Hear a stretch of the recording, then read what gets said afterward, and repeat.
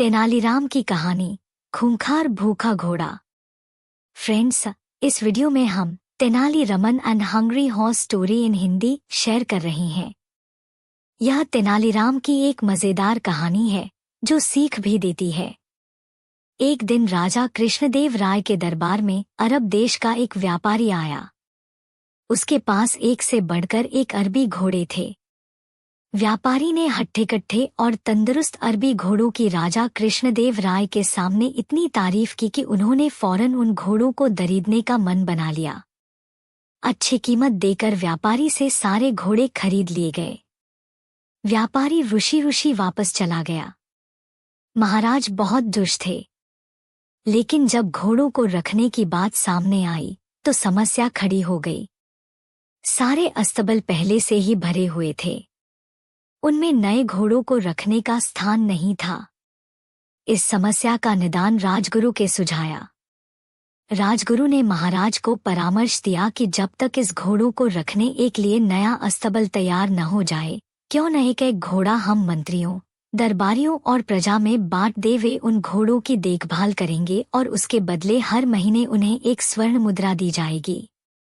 महाराज को राजगुरु की ये सलाह जंच गई और उन्होंने वे घोड़े अपने मंत्रियों और दरबारियों में बंटवा दिए। जो घोड़े बचे वे प्रजा में बांट दिए गए। महाराज का आदेश था, इसलिए सब लोग चुपचाप घोड़े लेकर अपने अपने घर चले गए। एक स्वर्ण मुद्रा में उन घोड़ों के चारे का प्रबंध करना और उनकी देखभाल करना बहुत कठिन था।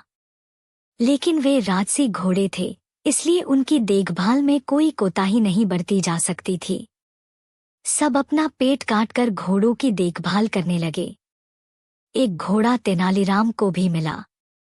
उसने वह घोड़ा अपने घर ले जाकर एक छोटी सी अंधेरी कुटिया में बांध दिया। उस कुटिया में छोटी सी एक खिड़की बनी हुई थी। उस खिड़की से तेनालीराम रोज शाम थोड़ी सी सूखी घास घोड़े को खिलाया करता था।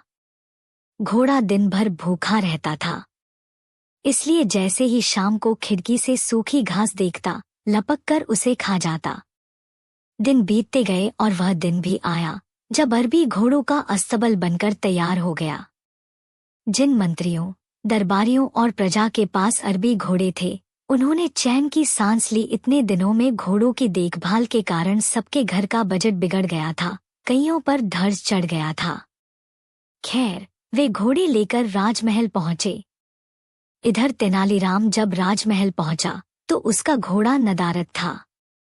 महाराज के पूछने पर वह बोला, महाराज, क्या बताऊं? वह घोड़ा बहुत ही ज्यादा खूंखार हो गया है। किसी पर भी हमला कर देता है।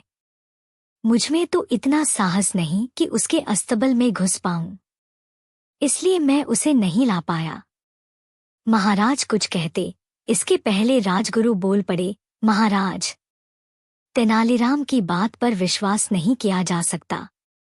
अवश्य घोड़ा सही सलामत नहीं है, इसलिए तेनालीराम बहाना कर रहा है। हमें वहां जाकर वास्तविकता का पता लगाना चाहिए। महाराज ने राजगुरु को कुछ सैनिकों के साथ तेनालीराम के घर जाकर घोड़े को लाने का आदेश दे दिया। राजगुरु सैनिक लेकर तेनालीराम के घर पहुंच गए। साथ में तेनालीराम भी था। तेनालीराम ने उसे वह कुटिया दिखाई जहां घोड़ा बंधा हुआ था। राजगुरु जब कुटिया के पास पहुंचे तो तेनालीराम बोला, राजगुरु जी संभल के, घोड़ा सच में बहुत खूंखार हो गया है। आप पहले खिड़की से उसका मुआयना कर लीजिए। राजगुरु ने भी सोचा कि पहले खिड़की से ही मुआयना कर लेना उचित होगा। वह अपना मुंह खिड़की के पास ले गए। दिन भर से घोड़े ने कुछ खाया नहीं था। तेनालीराम शाम के समय ही उसे सूखी घास दिया करता था, इसलिए जैसे ही राजगुरु खिड़की के पास अपना मुंह लेकर गए, उनकी दाढ़ी को सूखी घास समझकर घोड़े ने मुंह में दबा लिया और खींचने लगा। राजगुरु दर्द से चीख पड़े। यह देख तेनालीराम बोला, मैंने कहा था न राजगुरु जी की घोड़ा बड़ा खूंखार हो गया है। राजगुरु क्या कहते? बस दर्द से चीखते रहे और अपनी दाढ़ी छुड़ाने का प्रयास करते रहे, किंतु भूखा घोड़ा भी दाढ़ी छोड़ने तैयार नहीं था। आखिरकार सैनिकों द्वारा तलवार से दाढ़ी काटकर अलग कर दी गई। तब राजगुरु की जान छूटी। उसके बाद राजगुरु ने सैनिकों को आदेश दिया कि वे घोड़े को पकड़कर राजमहल ले चलें। घोड़े को राजमहल में महाराज के सामने ले जाया गया। राजा ने जब घोड़े को देखा तो आश्चर्यचकित रह गए। इतने महीने ढंग से कुछ खाने पीने को न दिए जाने के कारण उसका शरीर सूख गया था और वह एकदम मरियल दिख रहा था। अपने घोड़े की ये हालात देख महाराज बहुत क्रोधित हुए और तेनालीराम से बोले, ये क्या हालत कर दी तुमने घोड़े की? तेनालीराम बोला, महाराज, एक स्वर्ण मुद्रा में मैं इसे जितना दाना पानी दे सकता था उतना मैंने दिया।